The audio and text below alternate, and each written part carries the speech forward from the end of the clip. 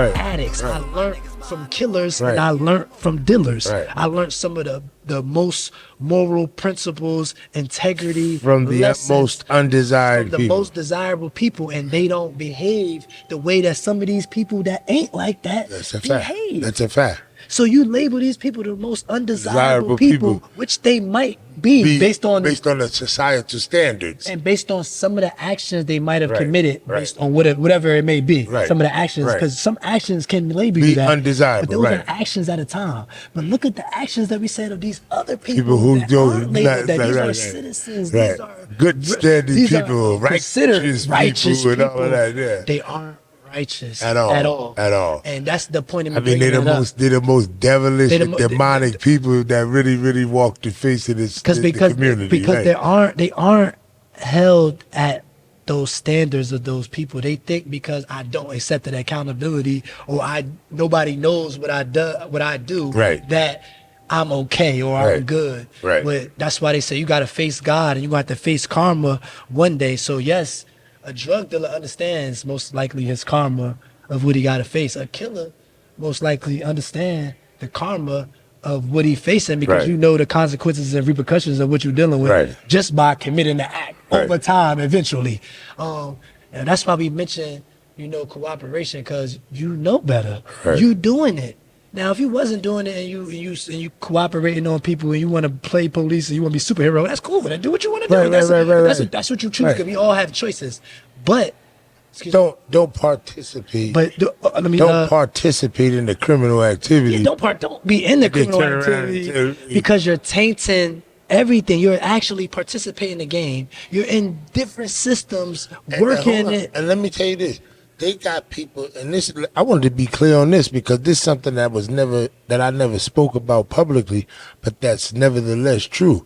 Like, they have people in the community right now getting paid thousands of dollars to sell drugs and kill people. Like, literally, do you think they're still killing people? Selling drugs. Selling drugs, absolutely. Do you think they're still allowing deaths on FBI watch? Absolutely, because if it the benefit to them, the outcome, the means justify the ends to them, right? If they're trying to take down a big, but it's not like the 80s and 90s, maybe early 2000s as much. I'm talking about something that just happened. This is most recent, years ago, a few years, 7 years ago. Yeah. There's people roaming around the community that have been admitted on public court record. The FBI took them out of jail to only come home to continue to foster murder in the community, foster drug dealing in the community, and it's on public record. So tell people how can they look like give a brief of how people can look up things that's like on the public record. Like, what do they need? Where do they got to go? Oh man, you listen. I think we might be in the place. We're in the age of Google, man. You know what I mean? You could Google anybody's name.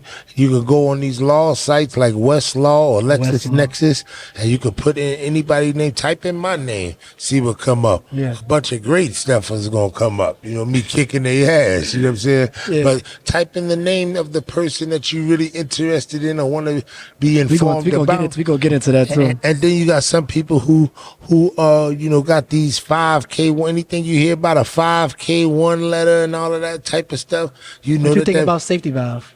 No, safety valve is not telling. Yes, it is. No, I don't think so. Safety valve. You want to know why it is? Do you know my experience with safety valve? Yeah, that's why I told you to tell, because at the end it's not telling. That's a situation where I get locked up. Let me tell you something about telling, right?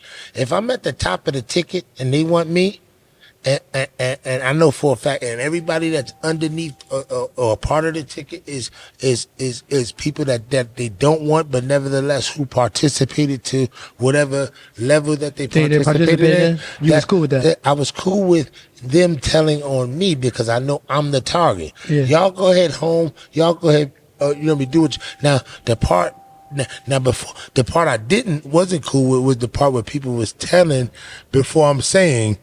Tell on me. Yeah. Like you genuinely went in there and told on me. Yeah. You know what I mean? Now I'm like, hold up.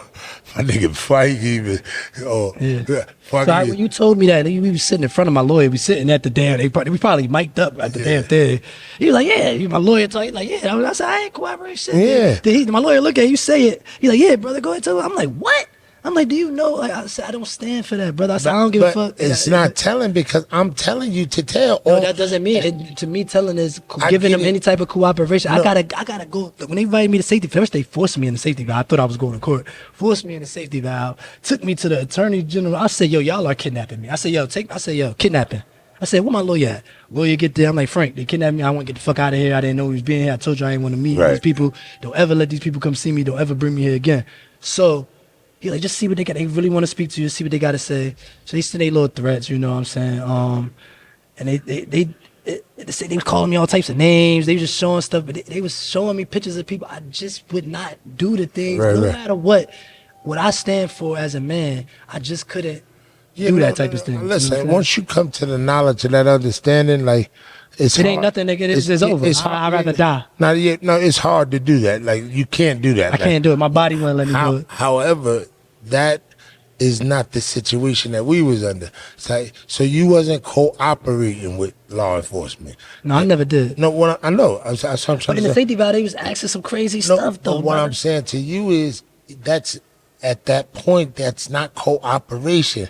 Cooperation is when you're actually informing on the incident that you participated in or didn't participate in, but that nevertheless harms the individual who so with a safety, in or didn't participate. From my understanding, what a safety valve is, it's basically a off the record meeting. You know what I'm saying? My understanding of the safety valve is that you go into court and you plead guilty to the activity that you participated in. Yeah, but you have to have the meeting first off the record. That's what I'm trying to tell you. They say, yo, whatever this is stuff, it's a safety valve off the record. It implicates you, so nothing of this stuff can be used. That's what they say. Well, but it's basically you may have to. I don't know. No, so I'm just letting you know. I don't know. I'm coming. That's why I ain't doing it. You understand what I'm saying? But even if you had to have that meeting out the record. I mean, I was forced into the meeting. You know what I'm saying? But even if you had to have it to get the benefit of that safety valve,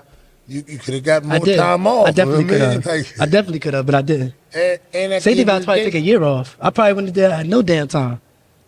Right, and at the end of the day, you wouldn't have been telling on me because I told you to do that. No, it doesn't matter what you told me to do. It goes against what I believe in. I will not sit down with these people and have a conversation. I will not sit down with these people and point out anything and help them with any of their investigation to help anybody else or for anybody. But the point was the safety valve is supposed to be off the record about whoever they was showing me mugshots of, or whatever prescription pad they had with the doctor on it or whatever surveillance they had of other people that they wanted to know who these people were. I just couldn't see myself doing anything like that. No. I let it, in my mind, I let it stop with me. And for people that do take safety valve, I was in the interview. I see what they offer. Now, maybe my situation was a little intense because I was definitely a small fry in a big situation. Because I also want to note that you remember the letter they sent us. It was a few weeks. We was a few weeks in. They both sent us a letter. They said, one of you is facing 30 or more years or so much time, and one not so much. Right. But you both have valuable information that we would like to speak to you about. Right. And, I think we might have spoke about it. I said, yeah. That was a couple of days. That was a couple of days. Couple days. That was a couple of days. So it was a couple of days in. So I think I spoke to you, but I was like, yeah. Matter of fact, I think it was 2-3 weeks in. It was like a month in because I was still there. I didn't get bailed out yet. It was a couple of weeks in. Yeah. So I got it while I was still in the building. So when I got out, I eventually got in touch with you. And I was saying, like, yo, they sent me this letter. He was like, yeah, I don't mind sitting down with them. I told my lawyer, don't ever let them come see me, and I don't never want to speak to them. And that's the mistake. I'm gonna be honest, because maybe at that particular point in your life, like you said, you didn't understand the system, right? You was young, so. But, at that time, I was more seasoned in the system and understood the law or whatever, so I knew. Before you get into that. And I didn't mind sitting down with them. You know why? Because, again, that gave me the exposure of their hand. We're going to go back to that, right? I want to get on, when you fought for your appeal, let's get on this briefly. When you was already sentenced to a conviction, explain how much it was. Explain, I read the article. Yeah, I read the article on that. I read the article on that. I also read what Judge Linares had to say about you in his article before he retired, which was our judge. So, and they were both was articles. The chief judge of the District of New Jersey. Chief judge of the district, yeah. So I read his article, which was most recent in the cases, and I read the other article from back then where you were sentenced. Talk about that, and then get into the judge, and that's when we talking about learning the law and why we get into all this type of stuff. So, in terms of learning the law, right? And your conviction. But I got it. I got you. So in terms of learning the law, after getting fucked over so many times by the system and by the people who claim to represent or represent you in the system, because that's what's happening. Like, you're not presenting yourself. Somebody is representing you, hence representing you, right? And they go up and speak for you and claim to be talking about what you're feeling and what you're thinking and how you want things to go in the system using what's called legalese, the legal language or the language of the court, right? The language that the judge understands. So, me personally, growing up, in and out of the system, I kept seeing myself getting fucked over, messed around. Like I'm sitting here telling you, nigga, or dude, I want to go home, or dude, dude, this, that. And we get in front of this judge and you say something totally different from the stuff that I'm saying. Out. Sell me right down the river. Or they say something different and you just sit there and, you don't fight for it. Yeah. Right, you don't fight against it. So I learned, ain't nobody gonna fight for you like the way you gonna fight for you. So after that, going through that so many times, I said to myself, I said, you know what?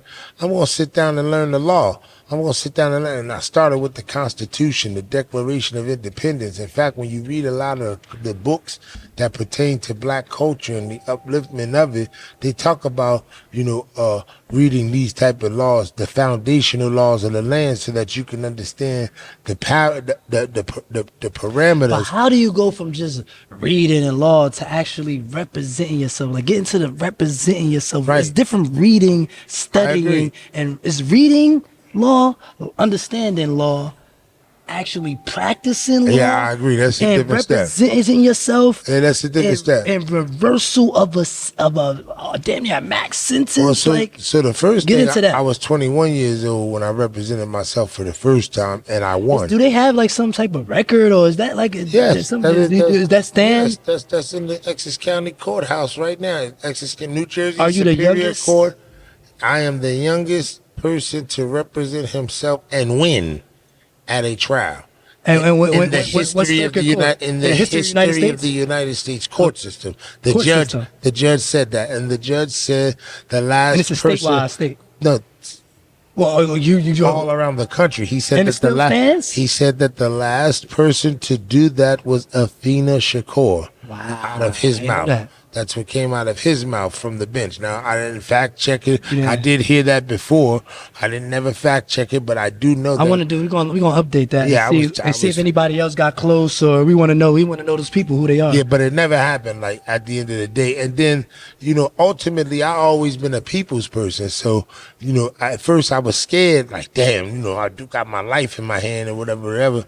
But I do know the law, and I have sat back and watched how lawyers, throw their finagle the bagel in that courtroom. And I'm like, all right, so I watched this lawyer named Paul Bergeron. Yeah, I know he is. Paul sitting in prison somewhere, but this dude is sharp. Like, he's a real good sharp white boy. Like, he's sharp. Like, yeah, they know his body. Absolutely. And I watched him finagle the bagel. So how did you watch him? Like, what you studied him? You looked him up? No. I sat in the court, because courts are open to the public. Okay. The problem is the public don't open up. They want to go to these courts. They open up. These places traumatize most of our people. Absolutely. So if we don't want to come in City Hall, I was traumatized. Right? I didn't want to come in. Right? They said, damn, this shit traumatizes, right? But at the end of the day, these places have traumatized our people for decades. And so the reality is, our people would rather not walk into these places, even though they're open to the public, just to get valuable information. In fact, let me give it to you raw. When our people are even summoned for jury duty, the second that the judge asked the question, man, would serving on a jury be a hardship to anybody? Yes. Every black hand in the room go up. So it's like we traumatized all around the board. We don't want to miss work. We don't want to be in these kind of places. I want you to get into actual like fighting for, you got sentenced to actually tell them how long was it? You don't got to get into what it was if you don't want to, but just cool. How long was it? What was the reversal? How long it took so we can move on? But I want to, because it's history. So I was sentenced. I didn't know. My first trial representing myself. You know, the judge is racist as hell. His name Judge Michael Raven is racist as hell. And this is when he first came on the bench. He didn't have this thing called tenure, meaning he couldn't be removed off. He could have been removed off the bench, but once you get tenure, you can't get removed. You're a lifetime judge to you. So he passed a certain point in his career where he can't get removed. So when he had my case, he had just came on the bench. So I represented myself and I won. Represent myself. I got found not guilty by a jury on every count of the indictment. But I had a whole nother trial in front of him that was separate from that particular indictment. It was a different whole nother case, right? Similar though. No, not similar. These cases was 4 robbery cases that I did not do. Okay. Literally did not do. Like, but at any rate, before I got to my robbery trials, he told me on the record, off the record rather, he told me off the record, he said, Mr. Vaughn, I highly recommend that you reconsider representing yourself in my courtroom. After you kicked his ass. And so I'm like, in my mind, I'm like, well, why, I said to him, like, why would I reconsider represent myself after I just proved that I'm competent enough to do what it is? Thinking I was like intimidation? Yeah, because exactly. How do you feel about like intimidation, like in the courtroom, the system? That's the most, oh my God. That's their thing, right? So I'm going to tell you this. How do you feel about like intimidation? I'm about to tell you. No, I'm about to tell you. I'm about to break it down. So there was an instance in the courtroom where I put on. They said that I wore this mask, right? And they said the people were saying that the person that did this to them, you was able to see this part of their face, like the oval part of their face, right? So you got to identify the oval part of your face. No, seriously, no. Check this out. So check this out. What I'm about to tell you about to blow your mind. Yeah. So they got this mask. So we go to lunch. We come back. No, before we go to lunch, the judge said, "You got 15, 20 minutes. Do you want to start?" I said, "Yeah." So I start. Boom. I start off by putting the mask on.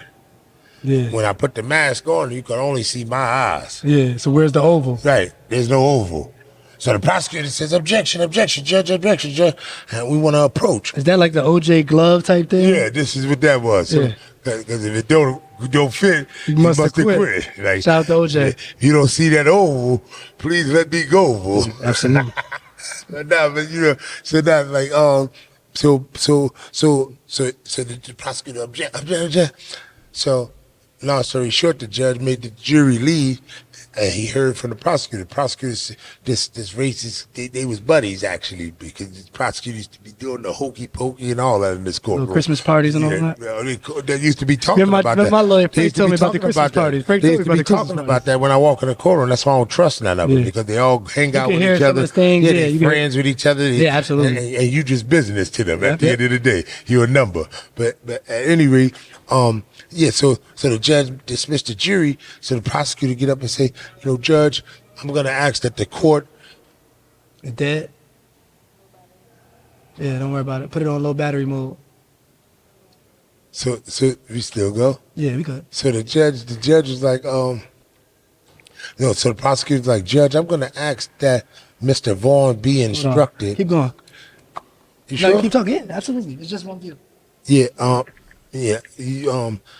he told the judge, like, I'm going to ask that Mr. Vaughn be instructed to adjust the mask according to the way that I, say that the mask was worn per the victim.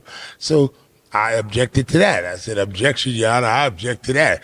Why would I basically be a participating mannequin in the state's case against me? I got a right against self-incrimination. They can't use me to incriminate myself, but I can sure enough use myself, who they're accusing, to exonerate myself, or whatever the case may be. So the judge said, "Oh, no, that's not the law," and da-da-da-da-da. And then the judge said to me, "This is the part that comes into what you talk about, the oppression and the fear, the intimidation part." The judge said to me, he says, he sits back on the bench, Because I said I'm not doing it. I'm not going to adjust my mask the way that the state say adjust my mask. I'm not a participating mannequin. That's just not happening, right? So the judge said to me, well, Mr. Vaughn, what if I was to order you to adjust the mask? I said, Judge, I'm not going to do it. I will disobey that order. Rightfully so. I have a right to, I'm protected against self-incrimination. If he's telling me to adjust my mask according to his version of the way this mask was worn, I'm incriminating myself by participating with his operation. Point blank, bottom line. So they basically, you just... No. Here he goes. He says, well, what if I order the sheriff officers to come into the courtroom and hold you down and on record, you said this? On the record. Yeah. And have them adjust the mask. I looked at my grandmother. I said, Grandma, go ahead home. Look back at him. I said, if you think you're going to have the sheriff come in this courtroom, hold me down, adjust the mask according to the way that they say that this mask was worn, you might as well just tell the sheriff to come in here and shoot me dead, because that's what's going to have to happen today. Yeah, you said that on record? On the record. Absolutely. Go get it. It's there. I might want to see that framing. Yeah, that's there. That's there. Yeah. I like shit like that. Now, that's raw. Like, at the end of the day, you might as well just tell them to come in here and shoot me. So, you gave how much time, because you did some time, how much time did you give back? So because they railroaded me or whatever in that second trial, you know, most people don't understand the judge set the trial tone. So he can make the trial tone one of a welcoming spirit or one of a prejudicial type of spirit. So it just came from the rip, it was prejudicial. Absolutely, from the door. And so when you're coming into that environment, the jury basically going along with the judge, flow. like, oh, with the flow. Like, okay, yeah, this motherfucker guilty. I can't wait. A lot of people get convicted, but a lot of people also get overturned convictions. So that's what happened with me. Yeah. And so I knew that I was being railroaded. He ultimately sentenced me to 60 years in prison. I told him on the day of my sentence that I will be back. And I turned to everybody in the courtroom and told them to get their families out of this courtroom because this guy on the bench is racist and he gonna railroad them like he did me. And everybody who was in that courtroom after me got released that day.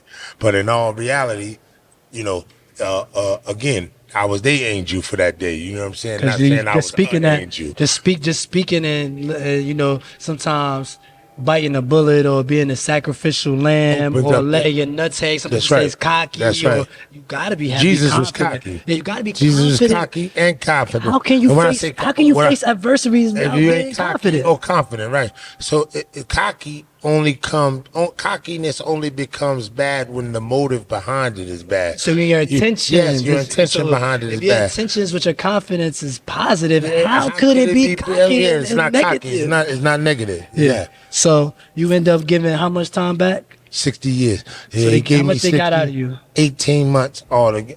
Well, I had another case that I had to finish. I had a 3 flat on that case, but they ultimately got 18 months out of me on that. Out of 60 years. Out of 60 years. Did you couldn't sue or anything like that? I could have, but at the time, I was like, you know what, man, I'm free. I don't even want to play with these people. No, it ain't that I ain't want to play with it. It's that I'm free and I want to get back to playing. Yeah, right? You want to get back to the game. Did you feel like beating them and like you had a knack for self-education and law, like that you could just keep doing what you was doing? Like, yeah, like you know, that wasn't necessarily my mind frame. But you could see how somebody would see that, maybe, or their perspective. I can see how. So, what's your perspective? My perspective was that I just wanted to get back to this money. I knew that I needed money to survive.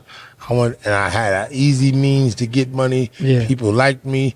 You know what I mean? I did right by people, and I just knew how to hustle. You knew how to hustle, and you used. And that's what I felt like I did. Like when I was outside, I just used my way of dealing with people. I used my look. I used my respect. I used my loyalty. I used my relationships with people. You know, and I use it. My intentions is good. Like I'm using these things, but even though I might be doing something negative, my intentions ain't necessarily negative. Right. You know what I mean? Right. So, yeah. That pretty much answered that. That was pretty good. So let's get into like leaving and reintegrating back into society, like relationships with kids and stuff like that. Let's talk about that. Yeah, so you know, I did my little couple bids or whatever, man. You beat. Oh, let's talk about you. Kind of beat him a couple times too. Oh yeah. How many times have you like successfully? Well, 3 times. The feds, the feds thought they had me 3 times, and 3 times I came out on top. You know? So the first. Do you worry about that? Huh? Do you worry about that? Not at all, because I believe in God. Like, I got God with me. Everywhere I go, He gonna go with me. Do you think, like, I heard some of the agents, they used to laugh at us. They used to actually kind of show us respect. They show you respect when you don't snitch and you stand tall. Oh, man, they kind of love you. They really follow. They followed us. They followed us. They said they knew our whole life. The agent lady told me when she was walking was cool, right? No, she told me straight up. She said, "You one of the smartest guys." What's her name? You remember her name? Yeah, Kimberly Wojcik. Kimberly Wojcik. Wojcik. Where she told me that, she said, "You're one of the smartest guys that I've ever arrested." And she said, "But one thing I want to tell you."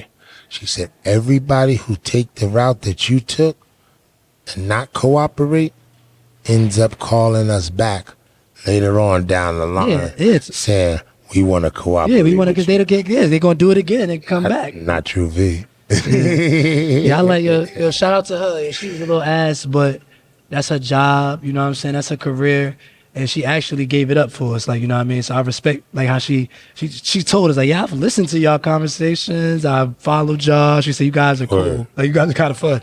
She said, I'll be like, she said she ain't like how about the ladies, and we gonna get into that. She said she ain't like how we treat the ladies or something like that. She did say that. I do remember that's that. the one thing I recall, and the reason I brought that up, because that's on our list of subjects that you brought up.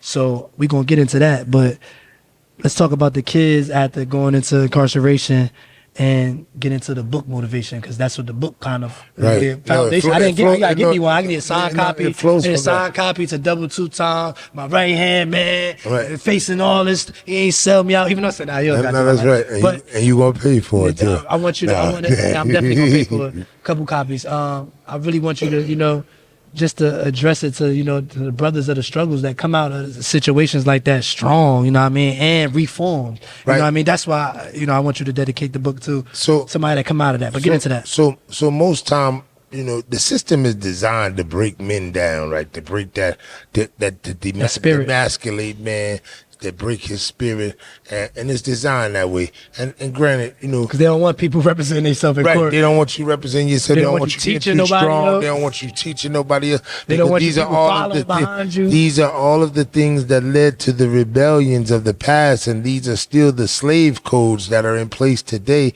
even in the operation of the prison environment. Cooperating and all that demonstration. Slave mentality. Of course. Okay. It's anything that stems from the plantation is plantation thinking, period. And I don't give a damn how you twist it and turn it. If it stems from the plantation, it's plantation thinking. And the only way to escape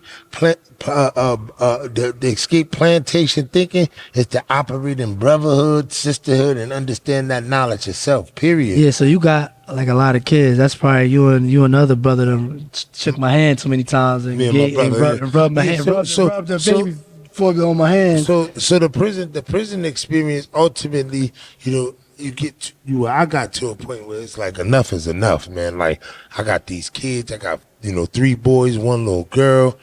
I just can't do this no more. These kids gotta, I can't say I love them if I see the ditch up the road and I don't tell them about that ditch, right?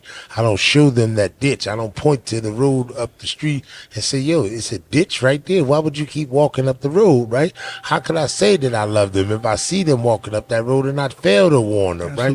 But then I also can't say that I love them if I fail to utilize my life's moments, my experiences, my traumas. My traumas. No, because the traumas is what you learn from the life's experiences. That's the boundaries.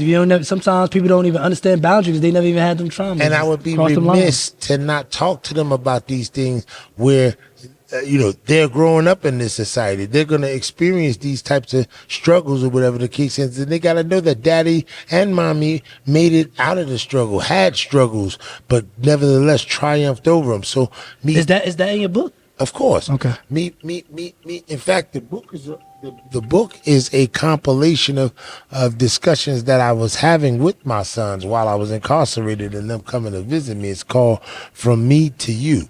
So the message that incarcerated dads should want to communicate to their sons is in the book. So, no, that's the name of the book. That's the title of the book. From me to you. Yeah, from me to you. The message. And what you say, but it's a message conveying what fathers from incarcerated or just fathers, period. Yeah, so that's what I was about to say. Although it's tailored toward dads that are incarcerated, it's a universal message for like those mentors and other male elements that step into, the lives of the fatherless. From me to you.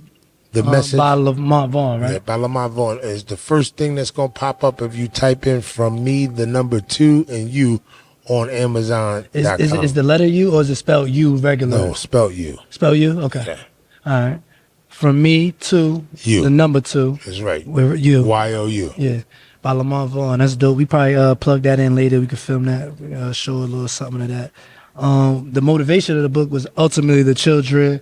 And your experience talking to your son. The motivation of the book was actually was me getting a visit at the jail by the United States Senator Cory Booker, and him asking. What made him visit you?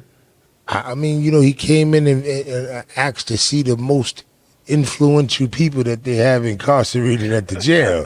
What jail was this at? Essex County. He's at Essex County Jail. And he asked to visit you. No, he asked to visit the most influential, the people who got the most influence in the building. And it wasn't just me, but it was a couple people. Yeah, it was a group of people, the tier reps and stuff, who basically, and I wasn't even a tier rep, but they calling me up to the meeting. But he basically, he asked a question that resonated with me, and it basically, although I answered it at the time, like sort of like quick. Off the cuff, quick, but it still sat with me in my cell. And the question was, how do we stop the future generations of young black men from coming through these revolving doors? You got an answer? Oh man, the answer I gave him at the time was, oh man, there's many things, and it is. It's not just a one-shot kill with the situation. It's multi-layered. It's multi-layered, definitely. Right? But ultimately it begins in dealing with the home and the environment. Mm-hmm. You feel me? It has to be because why do I say that? Because naturally the child is in a learning habitat at the home. As soon as he walks out of the home, he's again learning in the environment. Discipline, structure, organization, schools, all of that. Education, and all of that stuff is in my book. All of that stuff is in my book. It says that in the book? That's cool. Yeah, I talk about that stuff in the book. So let's move on to when we was talking about the women and the past and present with respect to women. And remember when Kim had said, what the agent Wojak had said, because that stuck with me too. I'm like, damn, I ain't really talk on the phone too much. I ain't even get a phone until Shmoney got locked up. She ain't had no way of reaching me. And I liked having a phone. Nobody know what, I liked it. I was good. And they used to be mad at me about it. He was like, I'm getting you a phone right now because we're going to go buy a little prepaid so anybody can reach you, because you ain't like not reaching me. Other people, I liked to go incognito a couple times. I used to run from people and go do my little thing and hide and stuff. But when one of our peoples got locked up for something not regular, she just ain't have no way to contact us, and she'd have got bailed immediately if she'd had a contact to her. So we made sure that I just have a phone, right? Just for emergency purposes, and that kind of taught me that too. I thought I was kind of cool with no phone. I thought I was winging it, but it's still kind of dangerous because I'm a go-to guy. You know what I'm saying? Like I didn't consider myself back then. I didn't know. People need to have access. People need to have access to me. People need to call me. People trust me. People respect my opinion. People who come to me like, is this the person cool to be around? People respect my presence. People respect my movements. They respect my body. You know what I'm saying? Period. But to your point with the women thing. Yeah. Right. So, back Get then. into it. Say it again. Past. This is your subject. This is your topic that you want to talk about. Past and present with respect to women. Yeah, no, so with respect to women, like it's like, my past was that, that of I was a lover boy, man. I just wanted everything I could get, you know what I'm saying? And granted, I had them lined up. You know what I mean? They used to, I ain't got to talk about it. You used to see the flow, you know what I mean? But even before that, you know what I'm saying? I probably took the city down. Now, let me stop. Not that. But at the end of the day, that was me then. I really devalued myself at the time, although I claimed to value myself, and I devalued, in certain ways. But nevertheless, in any way that you devalue yourself, you still devalue yourself. That's so. But you don't know. Like, that's why I said certain ways you would have never known at the time you was devaluing. Yeah, no question. Because I thought you was valuing yourself. Right. And just to give you a perspective. No, you're right. You're right. And I also thought that I was valuing women, but I was really devaluing them. You know what I mean? And it's crazy. Like today, but sometimes they devalue themselves. I agree, but that still don't. But as a man, we should know that still does not give us the authority or the right to step into the zone of them devaluing themselves to devalue them with themselves. You devalue yourself with them. While devaluing them, right. And so at the end of the day, listen, we all was lost in all of that, in that little, lost cesspool or whatever the case may be. But that was then. I had the harem then. I had the stable then. Now, I'm to a point in my life where I'm just thinking about one special lady, one queen, you know what I mean? One woman that I'm focused on and that I'm just genuinely dedicated to working with and willing to work with at all costs. You know what I'm saying? We got multiple angles, my brother. Yeah, I ain't worried about it. So, but yeah, and that's where I'm at with it. You know what I mean? I just want that one woman, and I believe I got her. And I'm just there now. Like, I don't want that stable no more. I just want to focus on that one. I don't want to see nobody else. I don't even want to play like I want to see somebody else. I don't. And I just want to be an example to myself that I could be real and still be an example to my significant other that she could have real in me. Yeah. So I think that's important. I think it's important for us to. I think that's important. I think it's important for us to. You learn to how to value women. So how did you learn that? Like, what was the thing that said I was devaluing women? Now I value women. You have a daughter, right? Yes. So what clicked? What was the unlearning, relearning? What was the process? Right. Thing that said I was devaluing women. Now I value women. You have a daughter, right? Yes. So what clicked? What was the unlearning, relearning? What was the process? Like, seriously, and I know people say that all the time. God, and it's so generic and commercial. I think that's what I really had a deep. I really had it right, because you learn, you start being educated about it. Like people, like I really had a deep, personal, spiritual experience during this last bout of incarceration. Yeah. Right. That. Would you call it like a spiritual awakening? Like something? Absolutely. So That's what it was because I be careful when I use those type of terminology, but it could be called many different things. You know what I'm saying? For whatever religion you might be in, for whatever peace, whatever you might want to call it. I just used it because that term is recognizable for no question. But in all reality, all it means is that you're actually right. You're educated. You're educated and enlightened on the moral principles and standards that you're supposed to be living by. Emotional intelligence. You ultimately made the determination to live change. by them. And so when I say I tell people that I'm righteous, or I made these decisions to live by these things. When I remember we saying I'd rather die than cooperate. I made that at a stage very young, you know what I'm saying? And I don't think my mind would change about that. You know what I'm saying? So the biggest lesson you learned, you said with God, that changed on how you. I believe in this person. So a lot of people who, and this is important right here because this is something that a lot of people miss. A lot of people may want to change. And you might have that, right? You might have that feeling. That's most of the time what it is. You might have that feeling I want to change. I don't want to be like this. I don't want to be like that. I don't want to be like my mother. I don't want to be like my father. I don't want to be like this, right? So, but then the question becomes the how. How do I do that? How do I not become like this? So now I'm gonna tell you, for me, and this is my perspective, but what I believe the perspective to be. Yeah. So I believe that you can only be changed by the renewing of your mind. Absolutely. And I believe that the only way to renew your mind is to feed your mind with those spiritual principles, those spiritual foods. Take accountability and educate yourself, whether it be spiritually, whether it be religiously, whether it be,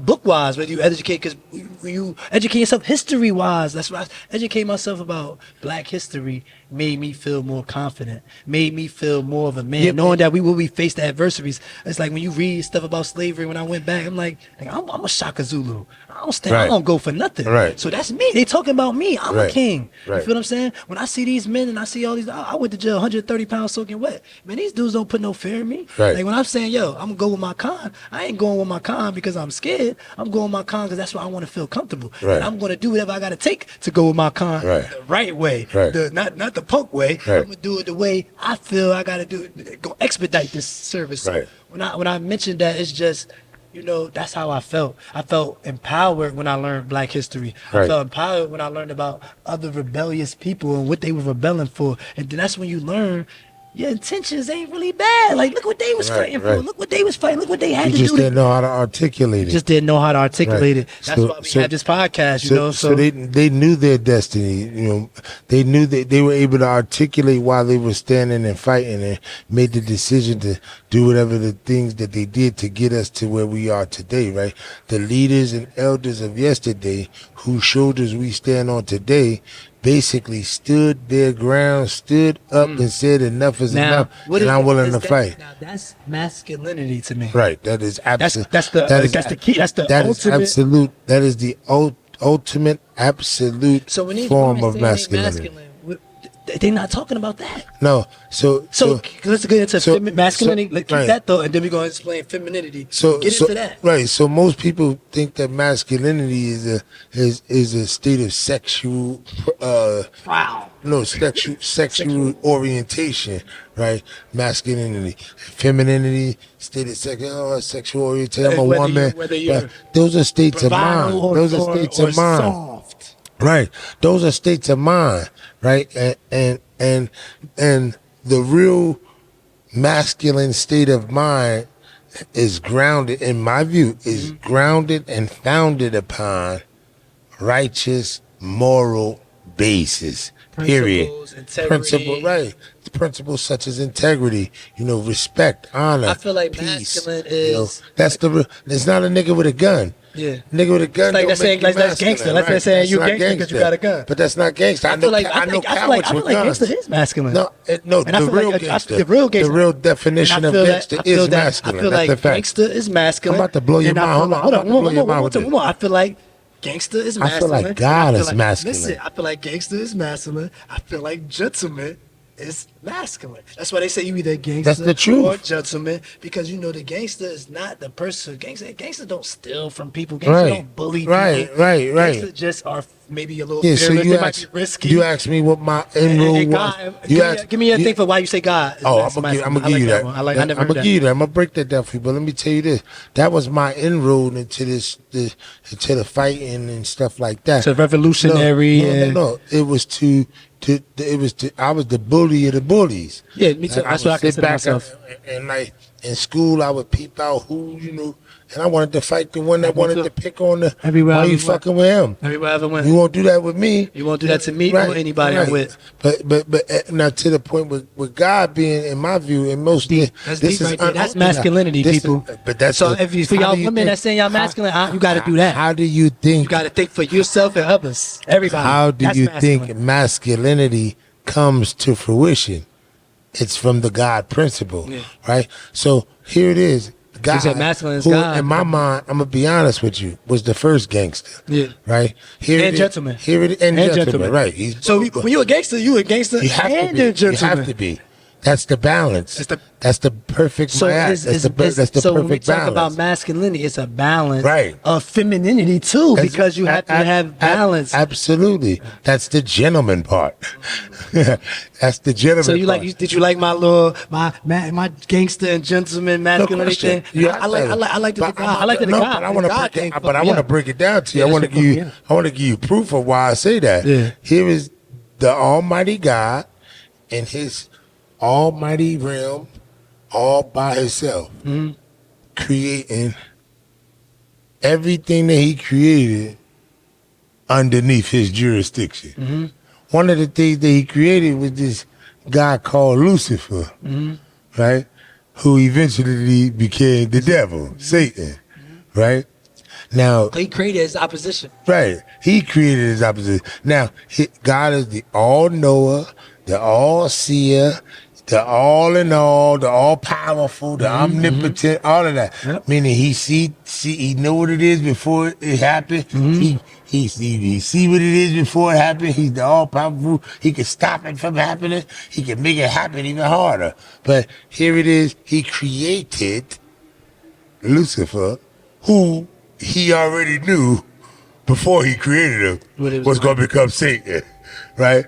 And he becomes Satan. So is that a part of balance? No. It is balance because the scriptures say he created good and evil. So if he created good and evil, that's the balance. You have to have the yes and the no.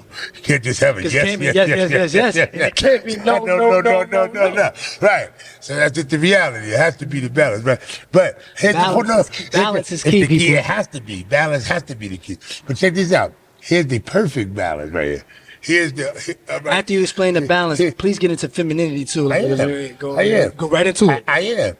In fact, what I'm talking about is the femininity. It's the balance. That's the balance. You saw God in his sovereign mode all alone by himself before he created anything. But now you see him creating things, right? And one of the things that he created nurturing these things. Lucifer, right? That will become Satan, the polar opposite of who he is. That's the opposite. What's the opposite of man? If he gangster, he masculine, and he. So do you think Lucifer is feminine? Absolutely. Do you think devil a bitch? Absolutely. And guess what? He do a lot of bitch ass shit. He's a bitch. That might go viral. Devil, you a bitch ass. Shaitan. You gotta be careful. You can't. You gotta be careful with cursing dignitaries. You know. Excuse me. I don't know nothing about that. But I want to tell you something. Look, God created the devil to pimp him. To balance. To pimp him. That's his bitch. The devil can't do nothing. Without God saying yes or no. I want to leave it right there because that's like a cliffhanger. Femininity. Nothing. He can't do nothing. He got to go through God. God got to screen it. God got to say yeah. I got to give you the pass. Right. Whoever your God is, you know what I'm saying? It's basically the same guy. If you understand religion, if you read all the books, which I have, which I'm sure the brother have. Of course. You have an understanding that it's the same entity, just described differently in different cultures and different names parts. And all of that, right? But, you know what I'm saying? So the femininity in the men now, I'm gonna give you an example. I use this as it's deep, man. Don't get me started on this. Look, it's going crazy. I learned in jail the femininity in men, and I feel like it changed during our time period when we was in jail. I feel like that's when society changed. You know, society changed every 5 to 10 years. Right. You know, so I feel like when we was in our situation through the whole process. I think it's 20 years. But you know, I just think that 5 to 10 year period when we at 5 years we was going through the case, we was fighting the case for 3.5 years. Right. Then going out of it. I think that's in the midst of the change because I came into, you know, women being masculine, telling me they more masculine and they know what masculine is. Right. I didn't understand that. So I got women tell I'm gonna beat you. I never told a woman to me gonna beat me up and stuff like that. I'm running from them. Dick. Yeah, suck my dick. It's crazy. I ain't wanna go in the house. She said, I'm gonna come out there, pull you out the car, beat you up and spit on you. Right. I had to pull off because I ain't know what the fuck I was going through. I never even heard. I said, beat me up, spit on me, and pull me out my car. God damn, that sound like what if she don't do that? I'm like, what if she got somebody that might back that up? Like, I'm like, do I need to protect myself against this? So it kind of put on my anxiety and my PTSD from my self-appointed trauma sometimes, and from trauma that I didn't self-appoint. That type of they think that's masculine. No, that's really a defense mechanism. It's a trigger. Defense mechanism. No, it's a trick. It's a trick. That is a trick. They bully. Right? No, it's a trick of the devil, right? And it is a trick of the devil to make a woman and I'm gonna say this plainly, and I don't mean this is not woman bashing and any of that. This is just actual fact and truth. It is a trick of the devil to make a woman believe that she is somehow masculine or somehow the male element, or can be the male element in this life. It goes against basically all the books. Yes, it just doesn't. That's just not the reality. That's just not the reality. I understand their point, though. They say the responsibilities, the dealing with the having to work, and also having to be the mother. They say that is tainting their emotions, and that's making them resentful. I don't think it's making them mad. I think it's making them resentful. That's what it's doing. I think it makes them and the resentfulness and the way that it is expressed, and the anger and the anxiety and the depression and all of that comes along. Once it's expressed, I'm being fair. Once it's expressed, they feel, again, we're going back to perception. Yeah. It is their perception that they are the man. All right, so let's get it in reverse, because I like to play devil's advocate. I don't even like using that term, but I know that's a term used a lot. Give an example of that. What men do. Do men, because they always say men do it. So give me an example that. Where's the problem? We're the problem. Why are we the problem? All right, so let me give you an example. Let me give you an example. Let me say what I feel. We shape the tone, right? So do you still believe it's a man's world? You teach a woman, you teach a nation. Do you feel like you could teach a woman nowadays? Nowadays, yes, I feel like you can, but I feel like we're living in a culture where. And to speak of that, what we're speaking about in the car, that's what where we at. We're living in a culture where the culture doesn't foster the teaching, the righteous teachings that our women are in need of. So basically, they got teachings, but it ain't the right teachings. And with the teachings that we should be learning, they just fighting against it, resenting it. I heard this preacher on the radio this morning say, if you show me the music you listen to, if you show me the books you read, the people you hang around. Show me your friends, I'll show you your future. I'll show you your future. I'll show you where you're going. I like that dude. That's just, I love him. As soon as he said that, I cringed. Like, oh. It's this lady. She like she be speaking up. Because it's the truth. She be telling I don't forget her name. I wish I had her name. She's like a doctor, so she be telling the white people. You can't say you're flying north when you're really walking south. So look, I'm going to tell you when I noticed femininity in men. I was in prison. And you got the dude, we know you be in the cars and shit like that. I hate the car shit. I hate it. I don't like people. I don't even like following people. I don't respect his game. And that's a different beast. That's a different beast. Just to have to, I'm like, I gotta be with him, and I know he a punk. I know he a sucker. I don't give a fuck how much I can look at. I'm 130 pounds soaking wet, and this guy's a sucker. I'm on the front line. Get him off the front line. Right. I don't even want to be on the front line with him because he a sucker. Right. You feel what I'm saying? He don't even got it in him. So, I knew I recognized in prison when I got put around people from all over the country, people from other cities, that I had something different. People, some of the biggest drug dealers in the country, So I was at Fort Dix after I got kicked out of Fort Dix. You feel what I'm saying? Oh man, I was in the feds with the dude. That's what Dude is Coke. With the Southwest dude that they made the movie that Christopher Coke. The movie that they called him the God In Too Deep.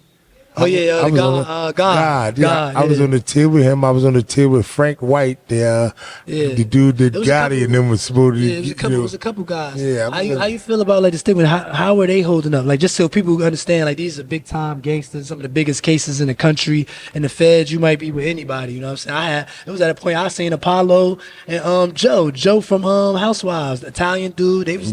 Joe was a good guy, working out. He was messing with the Jersey guys, representing. He kept to himself, worked in the gym. I just want to give a shout out because you just get a bad stigma, and I seen these guys, and I just like how they conducted themselves. And if you conducted yourself right, you met a lot of other men that conducted themselves right. And they want to mess with you because you in a place where there ain't so many people. Everybody conducting themselves. You're a man amongst men. You might be a man amongst thieves, a man amongst bitches. Right. But if you a man amongst men, you can see. And that's why I never really had a problem. I've been being a little guy. I never really had a problem in jail, in the streets. Me neither. And I feel like maybe that's because of how I carry myself. And I do have a hot head, and I have put myself in a lot of compromisable predicaments, but I survived, man. I be wondering how I survived sometimes, and I think it's because of those morals and principles and that integrity and that kind of street reputation and street loyalty, and just loyalty, period. Sometimes in the street, and that balance of, They say loyalty carries you a long way, man. It does. And I believe in that. Though. No, it does, but at the same token, you never want to stoop down to become somebody else other than yourself. If loyalty is who you are, if loyalty is embodied in you, you should continue to be loyal even when you see the disloyalty in others. And I'm gonna tell you why. Because the second that you step out of loyalty, the only other thing that you can step into is disloyalty. So what I say is, what I do. So why be mad at them and then become them? People don't consider loyalty. You know, when you turn your back or you cut people off, they don't consider that being loyal. I consider that being loyal. If I just cut you off clean and I just go about my life respectfully, I consider that a loyal thing rather than being disloyal. People consider that disloyal. The only way that becomes, the only way that, you know, you got to understand how people feel. The only way when you I cut believe off loyalty, that it hurt. It's almost like being disloyal because I took away my loyalty, and not necessarily took it away. I just ain't giving you the perks of my loyalty. Now I'm still loyal because I'm still respecting you and still loving you just from a distance. You know what I'm saying? And some people take that as, and that's what I'm dealing with. No, that's different. That's different. So what do you like? How is that? Disloyalty involves. That's not disloyalty. And disloyalty involves betrayal of some sort. But some people feel betrayed when you cut them off. They feel like that's disloyalty, even though they did disloyal acts. And by me just walking away respectful, it's almost, oh, you can walk away from me. You disloyal. Well, yeah, they don't take accountability. That's entitlement, right? Entitlement. So that's why these are called these. That's why these things are called deadly sins, right? Once they get in you, they deadly, man. Right? And they lead to other things, like disloyalty would lead to entitlement, like especially if a entitlement. I get all that, and now when men had it, because we was talking about femininity, is those things, is that the femininity in men, like those entitlement, like how niggas be treating, acting women. I saw the dude who called, he got 4 kids at home. Listen, put this money on his account, like bro, we sending money home in the feds, like, you know what I'm saying? We got money grab here. I mean, at the end of the day, bro, all that shit was saying feminine, seeing the guys getting into population. You know, they that happened while we was in jail.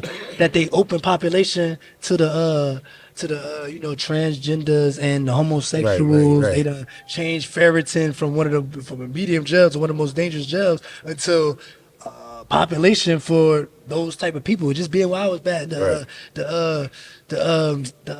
sex offenders and just all of that is a design, man. Like at the end of the day, they listen. I'm gonna say this, and I'm gonna leave it here. Yeah. At the end of the day, we're